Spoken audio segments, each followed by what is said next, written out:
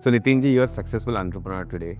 Was that planned or it happened by chance? I was darling of all nurses and doctors. I was born.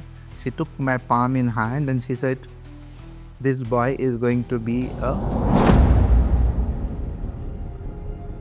This is Nitin Munot, MD of Technical Private Limited. So one fine day when we had a guest, he came in. There is a family. They came in, and they sat. And the moment they heard so much of noise, they just got up and they said, "Sorry." So how different it is for you to work with the earlier generation and the current generation?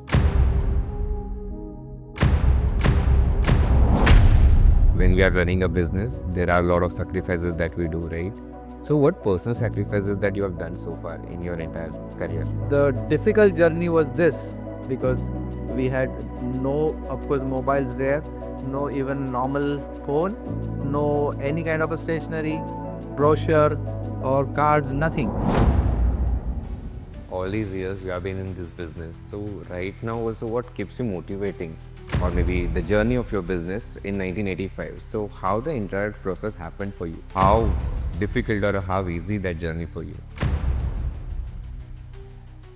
In a swank way, that's how we roll, chasing big dreams. Yeah, we're in control. Today, many of us aspire to become successful entrepreneurs. But how does this journey really begin? We often see success, but what lies behind it is an untold story of resilience, constant learning, and vision. Today, we have with us Mr. Nitin Munot, who has walked this path of entrepreneurship and leadership and has built a successful organization. So, let's hear from this inspiring gentleman about how to achieve success in the world of entrepreneurship and leadership. Started from the bottom, now we're leading the way. In a swank way, we're here to stay. So Nitinji, you're a successful entrepreneur today. Was that planned or it happened by chance? It was actually planned from my birth, and I'll tell you a story about that. So when I was born, it was in a missionary hospital, and those days, of course, 1965 May I was born. So those days it was under the uh, scheme of foreign doctors aid who used to come. So doctors and nurses were from Australia. Okay. And when I was born, I was 16 pounds. So being very hefty, I was darling of all nurses and doctors. And one fine day, after 3 days of I was born, she took my palm in hand and she said, "This boy is going to be a big businessman." And that's how. And that was the story I have been hearing, and it got sipped into me. And Yeah. So that spark has always been there since your birth. absolutely. Yes. And in this entire process, like I've gone through your website, it was mentioned that you started your business or maybe the journey of your business in 1985. So how the entire process happened for you? So actually, 1985 I started officially, but unofficially it started much earlier. Okay. Because when I was young, when I was in school, since we had a cloth shop, so I used to carry pant piece and shirt piece in my school bag, and I used to try and convince, parents of my friends Okay. to buy this. So that's how it started as early as when I was in school. Later on, of course, I also sold crackers. I've sold culinary by going home to home and on road, and many things I did. I did tuition. So journey of an entrepreneurship started much earlier, and 1985 was a business journey which officially I started. Okay. So how difficult or how easy that journey for you? So actually, since I was from far away, I'm from Daund, which place close to Pune, Okay. which was a taluka place, and had no exposure prior to that to Mumbai. And since my sister got married in Mumbai, so I decided to come to Mumbai after my graduation. Okay. I had a graduation in Ferguson College, Pune, and when I tried to find a job, they did not offer me any job, saying I should have done commerce. Being a science graduate, they said you should have done commerce, then we would have given you a job. So I came to Mumbai, and since my sister's father-in-law was a comrade, and through him, I got one job. But then I always wanted to be start something of my own. And within 8-10 months, I decided to leave that. And Within 8 to 10 months. of In that, getting a job, which was a secure job, very nice job. what was the field? It was a cold roll meal, a company, a French company called Graham Perth. Okay. And they used to supply the steel for different applications, be it locks, bearings, cupboards, or anything. So I was a quality control engineer there, but there was nothing I had to do. So I got bored and I decided to leave and take up a job in Eureka Forbes as a sales person for selling of AquaGuard water purifiers. And I think from there, I was doing couple of jobs at a time. Simultaneously, I used to do two jobs. Okay. And after doing maybe for about 6 months to year, then I decided to leave everything and start our journey when I was staying in a chawl called Chabunath Dubey Chawl in Jogeshwari. Okay. And that was the beginning where I decided to start a company and it started. So the difficult journey was this because we had no, of course, mobiles there, no even normal phone, no any kind of a stationery, brochure or cards, nothing. For first 3 years, we did business without any such a facilities. And that was the period I think was a tough period, but if I look back, I still enjoy that period So actually. what was that first product you started with? So we started with a product called hand dryer Hand for drying hands, in 1985. 1985. Okay. So that is also there is a story because I was working with another company manufacturing hand dryers, and when I met a chief engineer, Mr. Pastakia, in Jaslov Hospital, so they said they're bored with this kind of a dryer. They want something different. Okay. And he emitted that idea in our mind that I should start something. And then we took up a plunge and decided to start with a hand dryer. Here, I got a big order from Reserve Bank of India and even few more Godrej and few more companies. But it took about 8 to 10 months to actually deliver the product, and they waited for me. So that is a golden period. Today we can't think of something like this happening, Right. but there were some people who actually helped. I remember Mr. Dimello, who was working in Ingersoll Rand. He was the first person, in fact, gave me an order of 4 hand dryers Okay. and encouraged me to get a good, better product. When I took the order, we did not know how the hand dryer is looking, what is the shape or nothing. He asked me, how does your hand dryer look like? And I just said, like this. So, बोला अच्छा है मारुति? बोला हाँ, ये उल्टा है मारुति के. So, Maruti car was just launched. So I think he only gave me that idea and then we worked on it. And that's how it started. Nice. Even it was like your first make in India product kind of thing. Absolutely. Totally 100% make in India, that product was. Nice. And then after that, like today, if we see you have like many products that you are offering to the customers, right? Or maybe the clients. But then what are the major milestones that you think, okay, this has helped your business a lot? So, in 1992, we were actually by that 85 to 92 a journey where we started with hand dryers, air curtains, shoe polishing machines, fly killers, automatic taps, flush. But in 1992, very big break we got through a product called automatic sliding door.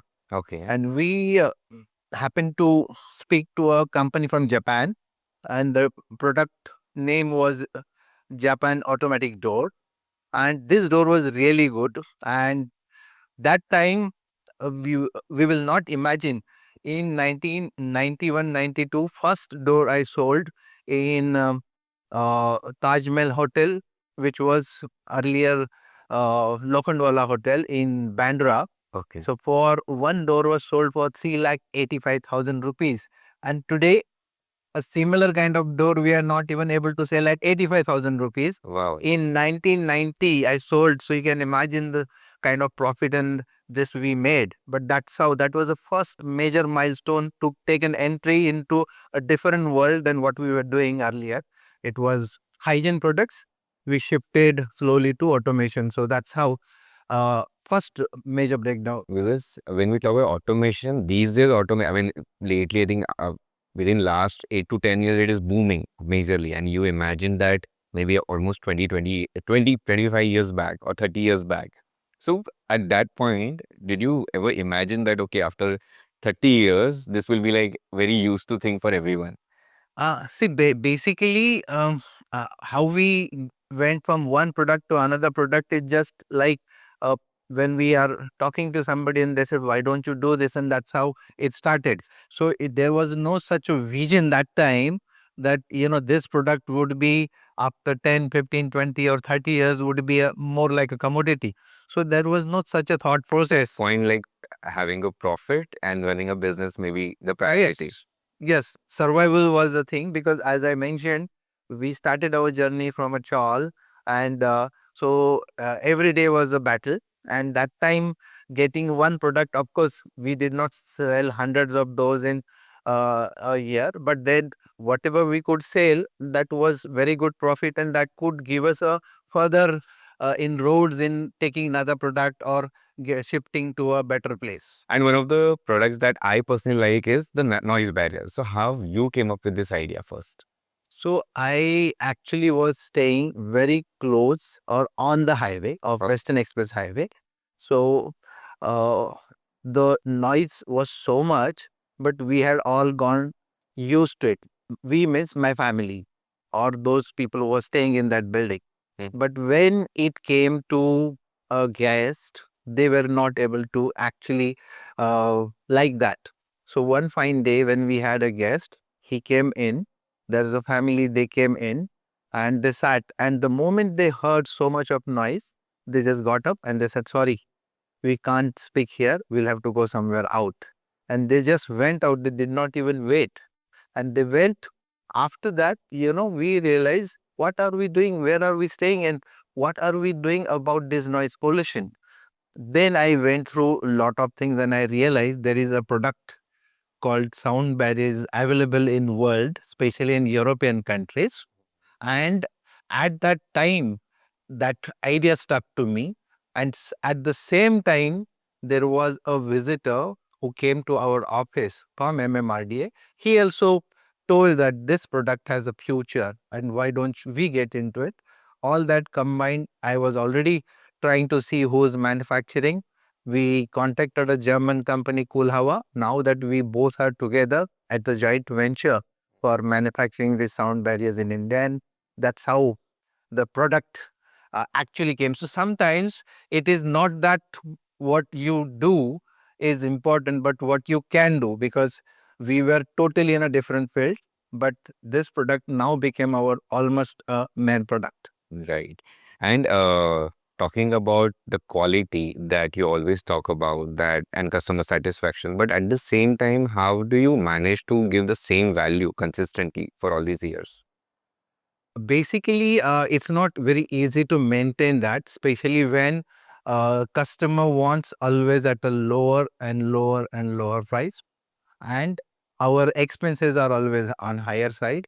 So you need to, only way is to try and see how you can reduce your expenses keeping the same quality, and that's what we have tried to do all this while, and still able to deliver what we have been talking about. Because again, a product like noise barrier, it has certain parameters, it has certain standards, those are there, and that product get checked as per that standard. So that's how we have to do that and give, delivering it again and again with the same standards.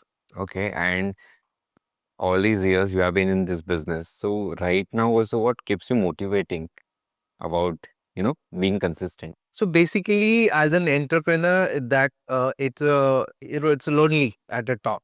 Hmm. Sometimes you don't know what you're doing is right. Sometimes you think whether you should continue, discontinue, or what you do. And I think we have no option but to get self motivated. For me, I'm a self motivated person. I don't want to look out for somebody to motivate me, because then that may not happen. And other thing which I have to do is there are 100, 200 families which are depending upon me or Right. us. So you have to show up, come what may, whatever situation, and you will never find me that I have ever mentioned anything in front of my people. Sorry, I can't do this. This is not happening. That's not me. So that's how it is. And I feel because of that, your team also is always charged up. And in difficult situations, this attitude helps. Right. And now, since your son Urvesh is also joining in, and the generational gap that we have currently, not with him specifically, but in general, with the labor that we have, the people that we are working with. So, how different it is for you to work with the earlier generation and the current generation? So for me, it is not, because when I started my journey, even before coming to Mumbai, I was working in a one place which was a florist. It was a nursery Mm. where we used to do budding and all. And I was hardly 18 years old, but I had people under me which were 15 years to 45 to 50 years. So that experience for me always helped. So even today, there are people who are older to me, younger to me, but I have no problems. So somehow Urvesh also is able to feel that gap.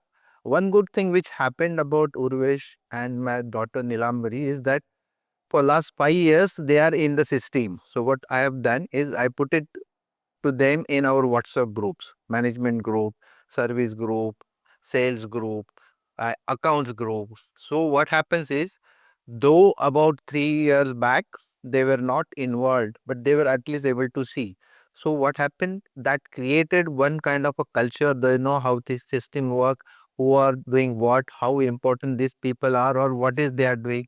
So because of this, when he actually came in, it is easy for him to deal with those people irrespective of their ages. So that's how it, for him, it might have been a little difficult, but he is able to cope up very nicely with right now. Right. And as an organization, what kind of culture that you have built so far? So, as I mentioned, we started with me and couple of people who were working ourselves. Then we added people. Then slowly, we kept on adding. We never realized that we got so many people. And you're growing now. Yeah. So under such a circumstances, it's not that you're thinking about culture and okay, we have to think of like this and we have to set up this kind of a tone. It didn't happen that way. It just kept on growing and people started knowing. So one thing which I do is we deal everybody in the same way. So it may be a housekeeping guy or it may be a vice president working with us. So we have a same relation. So culture is keeping everybody at the same level, and that's what actually helps. That anybody can come to my cabin for anything. He doesn't have to go to my EA and take permission, take an appointment. No. So it's not like that. Yeah. It's just open. So that's what, like, because a reason behind asking this question is that it will help a lot of entrepreneurs to understand, okay, hierarchy is there, but at the same time, you should also be approachable. People should come to you if they're, otherwise, then they will just, not able to face their problems. They will not be communicating with you directly, and of course, eventually it will become a problem for the business entirely. Yeah. And the shift and the culture which is demanded by people these days, or maybe a staff, uh, is completely different than the earlier ages. Yep. So yeah, definitely culture plays a lot of important factor. I totally agree with that. I will just give us a small example. Sometime back, we thought of HR involving into issues and living up to her only to take care of everything. But I found then the gap between what we are thinking and what is our goal and what those people they started growing. And then I realized that's not how it will work. We had never done that, because it's been me who's involved. But of course, at the same time, having systems and processes help, because otherwise, if you have a person generic company, then it's difficult for them to grow. So from there to system generic, that's where we want to go right now. And that's the path we are taking right now. Also, if you agree with me, when we are running a business, there are a lot of sacrifices that we do, right? So what personal sacrifices that you have done so far in your entire career? So basically, when I started, since it was hardly anybody in the organization, I'm talking about almost 40 years back, 1985, I was alone. So working late hours or working on Sundays was something, a culture was got set. Mhm. That even on Sundays, holidays, 15th August, 26th January, we were working Diwali, Dasara, nothing doing. I was working.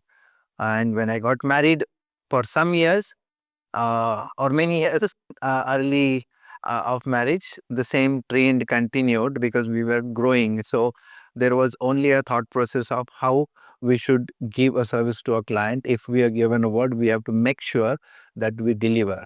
And because of that, uh, definitely you give a very less time to your own loved ones, and that definitely happened. That is a sacrifice. But maybe my wife got a test of it the day I got married. My marriage was in Pune, and KSB Pump was one of the company who had given us the order. So you'll not believe the vehicle which were going to Pune for our marriage. So a lot of people who were there, friends of mine, who were in that minibus. In that bus, we had kept 8 hand dryers which were supposed to be delivered, and so we thought we will, while going only, that delivery will happen, but somehow we got late and that delivery did not happen. So while coming after a marriage, when we started back, then I remembered that those hand dryers had to be delivered. So it was a Sunday and the security guy was not ready to take it. So I got down myself with all on my head and I said, sorry, we were supposed to deliver that. Now you can see how I am. I'm just married and going back. I need to deliver this hand dryer. So he looked at me and then he took that hand dryers and then we went. So everybody was shocked and my wife was also in a shock, but she now knew that what is there in store. So, the sacrifices started from the day zero, I can say. Okay, nice. I mean, interesting. Like these days, I would say influencers and this Instagram or maybe social media channels where we see a lot of hustle culture. Okay, they talk about like how the struggle, real struggle is. Like, what do you like? Is there any opinion that you have on that? So I don't know what I can say. What I realize is that these influencers are good for using lipstick, powder, these belt, shoes. That is fine because they just create that awareness and they create that niche in your mind. But what we do is until I go on the field, on the road, on the shop floor and do that work, no influencer can work on that.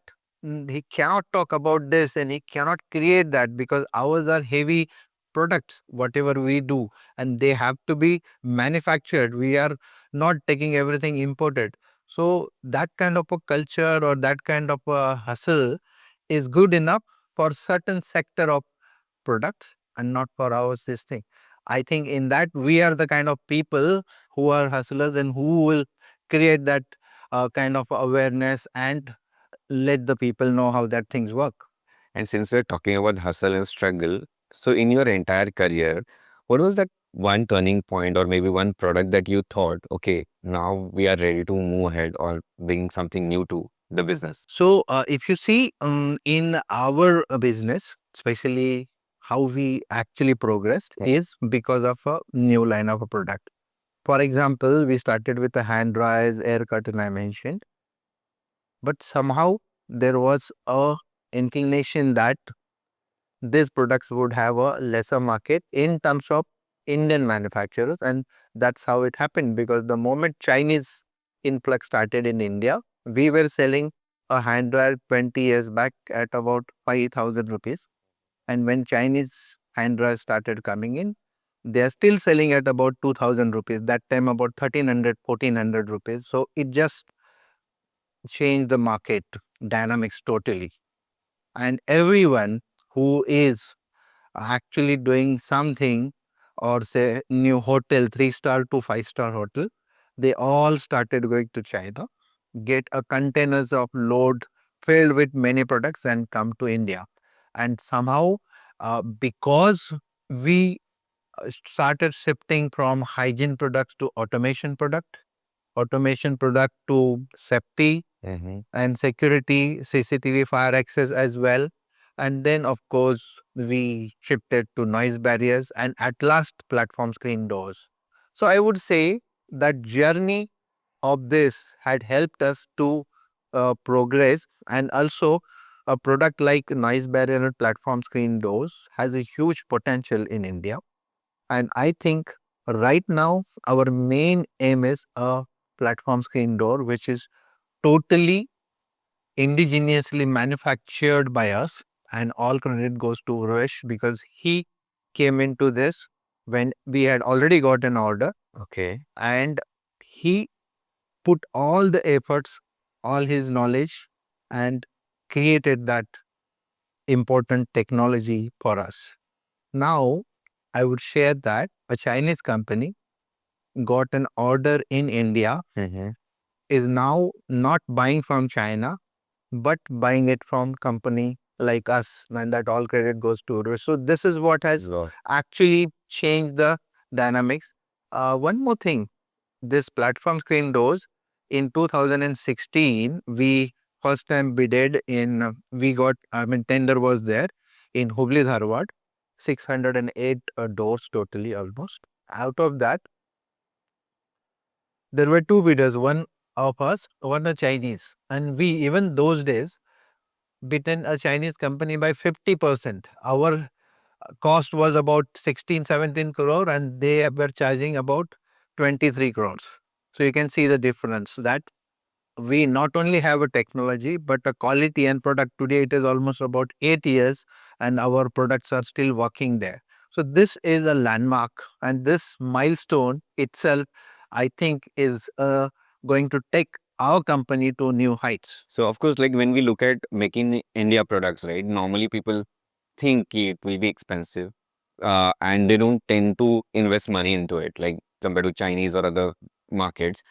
But having that revolution, definitely down the line, 3 to 5 years, it will actually help the entire business in a very different direction. And I think taking India to the world is something in this way only, because if we try to manufacture or make products in India, which are reliable, best quality, plus at the very and plus if we are giving it a very cheaper cost than others, definitely we can bring in a lot of business to India. Absolutely. But only thing I think on this platform I would like to say that Make in India is a good. Our Prime Minister himself is even saying that we have to make sure that we give a lot of emphasis to get these products made in India, and we should use them. But unfortunate part is there is how do we do this transition? Because any government agency cannot give an order just like that. They need to have a pre-qualification criteria Okay. to participate in a tender. For example, platform screen door, one tender of any line could be not less than 150 to 200 crore. For such a tender, you need to have a pre-qualification criteria of 80% one job, 50% two job, or 40% three jobs.